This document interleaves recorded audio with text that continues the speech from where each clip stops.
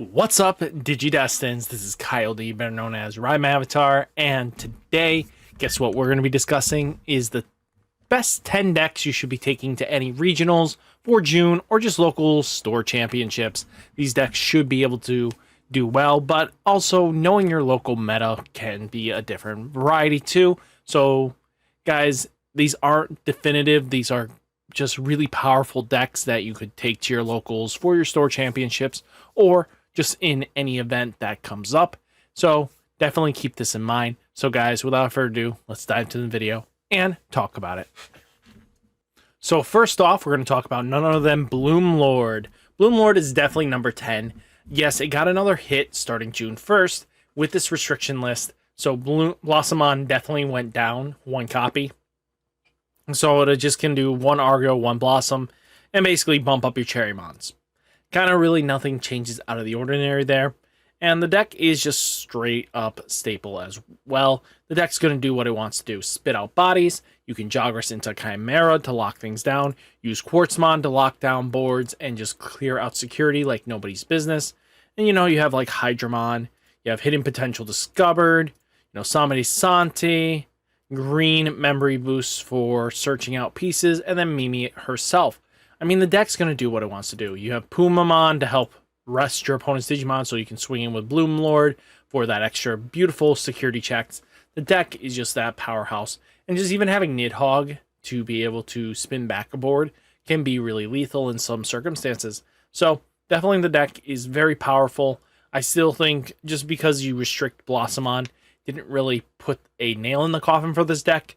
Definitely just play smarter. I mean, having still just two bodies that can basically Digiball for free isn't really affecting much.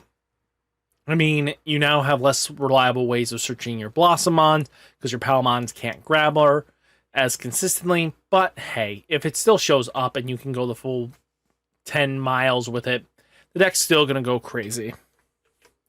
Then we do have Chaosdramon, aka Machinedramon, Mugen, however you want to come across it. So the deck is plain and simple. Using one of the Europe lists that topped, just taking a look at it and just going from there. 3 Megadramons, kind of overkill in my opinion, but hey, Tamer Hate is Tamer Hate. Consistently seeing it is probably your best bet. You have like Metal Tyranno to trash security, Megadramon for an extra security check. All in all, Androidmon for being a blocker. Gigamon for reboot, with Metal Tyranno for a reboot. Everything just adds up and kind of bees there. I like the Jazzy plus Jazzerdmon. They're both giving you DP boost, so you don't have to rely on other DP boosters to really just do some damage across the board. Machinedramon, Chaosdramon X, Chaosdramon itself to Digivolve threats. The deck is a wall that your opponent has to get around, and usually can do it without having to play another analog man down or anything like that. So usually once it's on board, it's very hard to get it off board. So especially with Chaosdramon X being able to tuck more stuff underneath and just go for crazy shenanigan lethals this way. The deck is going to do what it wants to do. Remove threats, get it off the board very easily. Very powerful deck.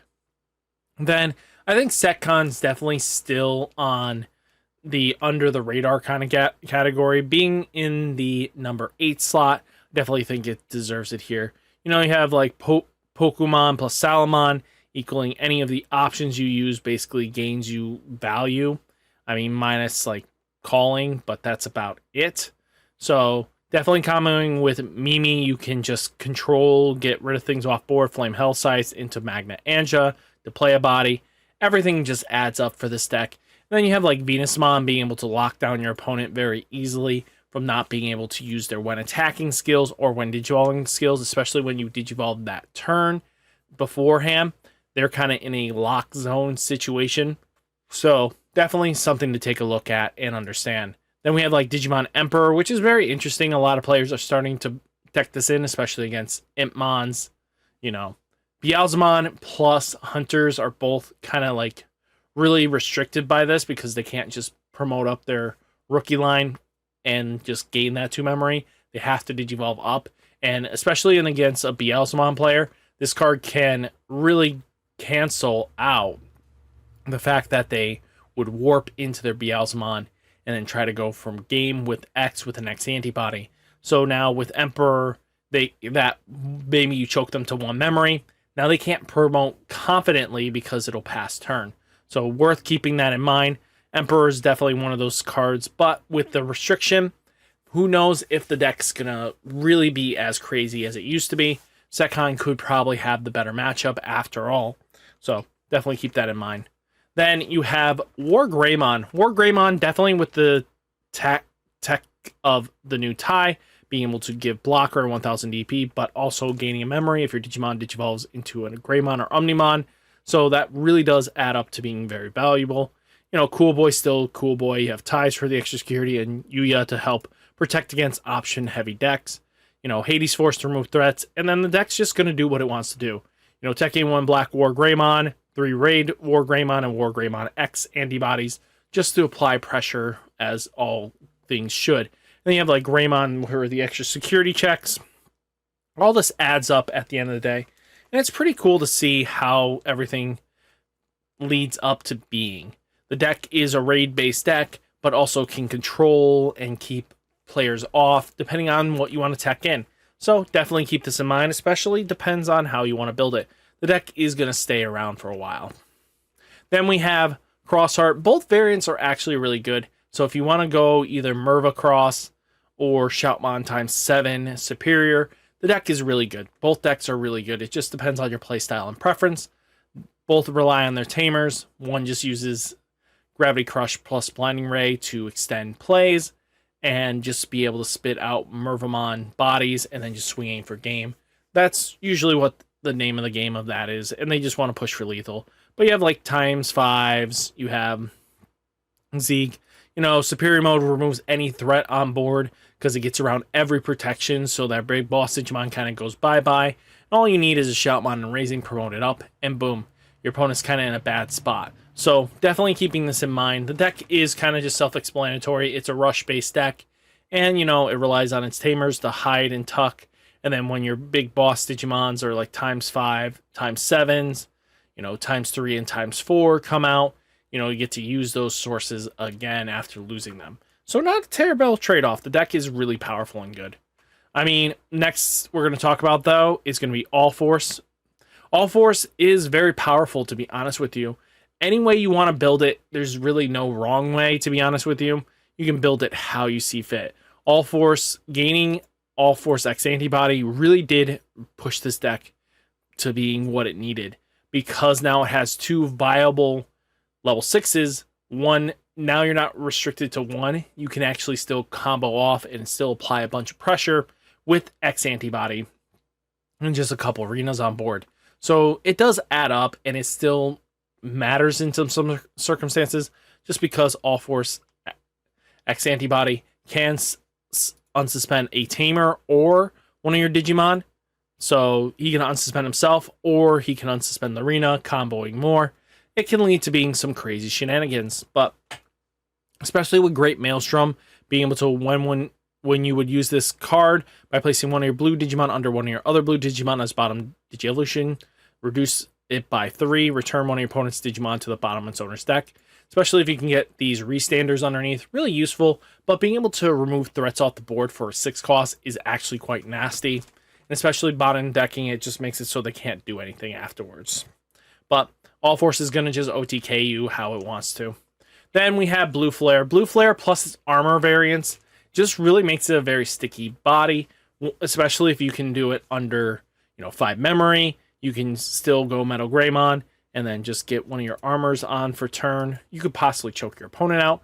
You can do a lot of things with the deck. The deck is very reliant, though, on how your opponent plays, but this is why the Greymon with Security Plus is in the deck, so that if your opponent decides to just play around your strategy of needing 2 bodies, well, Greymon with the Security Plus 1 can still apply a lot of damage going forwards. So stuff like this is something to pay attention to. Metal Greymon is just really powerful, especially because it has rush, and being able to play it for 3 cost is really nasty. And just being able to apply pressure that way. You know, you have like Cyber Launcher, who can deal with cards like Madoki and Sayoko. And especially when you get closer to the end of June, we get some decent support. So the deck will have that, and we'll make a video when we get closer to that. Then let's get into it. Beelzemon, definitely in our number 3 spot. The hit does slow it down just a tad bit, but most people just switch into BT-2 Impmon just so when it's deleted, they still mill 3. You know, it's a mandatory mill 3, so that's the scary part. The reason why they only did it at 1 was because they had more control over it. Now you kind of, if this thing can mill you out if you don't play correctly, and you got to keep that in mind.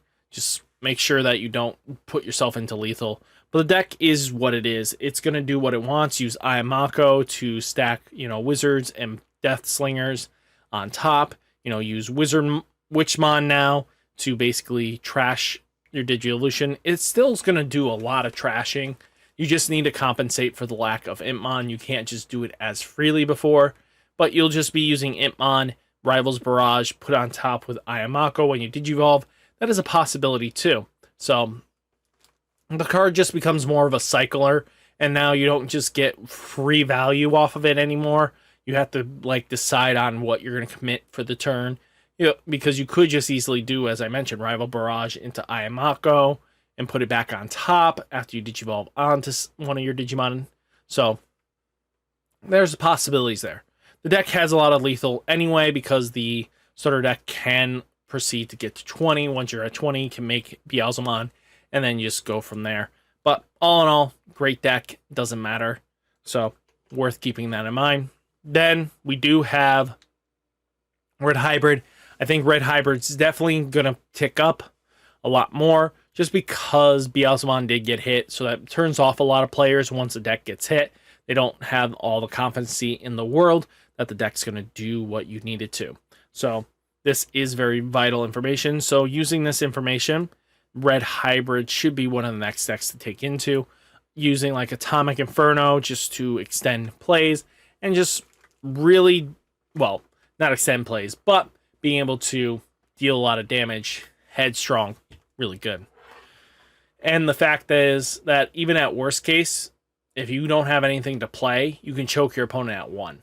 So definitely if you're at 0, that's a way of going about it. Gravity Crush to extend your plays so that if you're Takuyas, if you didn't combo right, you can easily get the extended plays that you need to get into like your Emperor with an extra security check. Or an Emperor with Blitz. So definitely keep this in mind.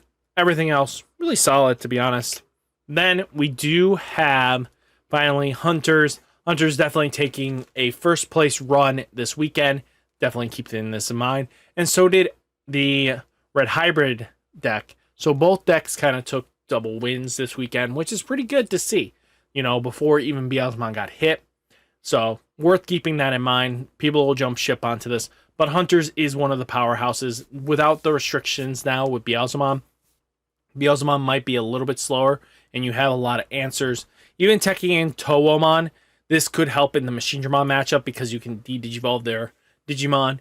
If they can't digivolve up into Machine Dramon comfortably, now they don't have a way out. And then you can just go into Restaurant Superior mode if you have enough Tamers to deal with their bodies. So the deck is going to do what it wants. Is it effective? Yes. Is it lethal? Yes.